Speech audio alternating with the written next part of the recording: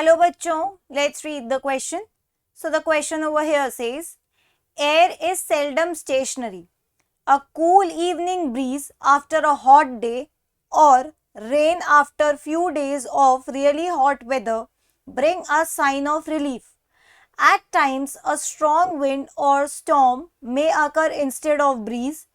All this happens as a result of changes that take place in our atmosphere due to two processes, namely heating of air and formation of water vapors. Heating of air occurs due to re-radiation of solar radiations by land and water bodies. Water vapors are formed due to heating of water bodies by solar radiations as well as by the activities of living organism. Name any two climatic events that occur in the atmosphere.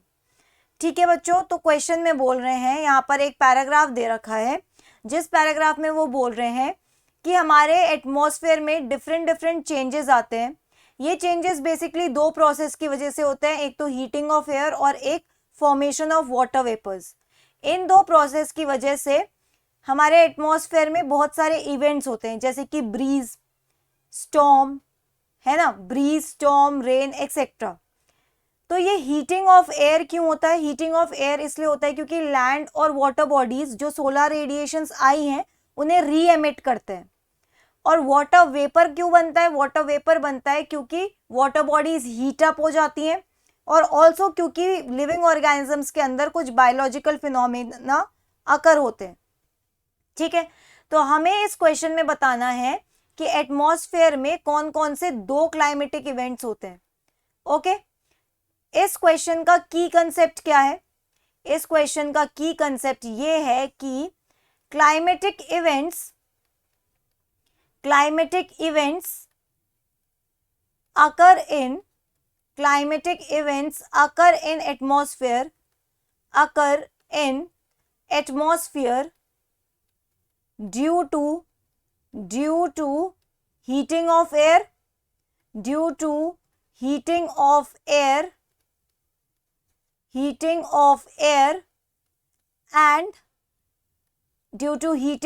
air and formation of water vapors. इन दो processes की वजह से क्या होते हैं? Climatic events होते हैं. ठीक है, इन दोनों फिनोमिना का एक एक एग्जाम्पल लेके इस क्वेश्चन को आंसर करते हैं. हीटिंग ऑफ एयर की वजह से क्या क्या फिनोमिना होता है? हीटिंग ऑफ एयर की वजह से ब्रीज फॉर्म होती है, ब्रीज. ठीक है, लैंड ब्रीज, सी ब्रीज, ये सब होते हैं due to heating of air. Okay, यहाँ पे हम क्या मेंशन कर रहे हैं? कौन कौन से क्लाइमेटिक इवेंट्स होते हैं इन दो प्रोसेस की वजह से? ब्रीज का फॉर्मेशन, और जब यही मूवमेंट ऑफ एयर बहुत फास्ट हो जाए तो क्या it leads to formation of storm. Okay, और फॉर्मेशन ऑफ वाटर वेपर्स की वजह से कौन सा क्लाइमेटिक इवेंट होता है? वाटर वेपर्स पहले राइज करते हैं, ठीक है, एटमॉस्फेयर में राइज करते हैं, फिर ये वाटर वेपर्स कंडेंस होके क्या बनाते हैं? कंडेंस होके ये क्लाउड्स बनाते हैं. दे कंडेंस एंड फॉर्म क्लाउड्स. तो दूसरा इवेंट क्या है? Cloud formation. और इस क्लाउड फॉर्मेशन की वजह से क्या होता है? Precipitation, rainfall. ठीक है, सो ये दो यहाँ पर हमने प्रोसेसेस की वजह से क्या क्या क्लाइमेटिक इवेंट्स होते हैं उन्हें मेंशन कर दिया है.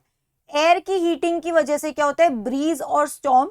वाटर वेपर के फॉर्मेशन की वजह से क्लाउड फॉर्मेशन और रेनफॉल होता है.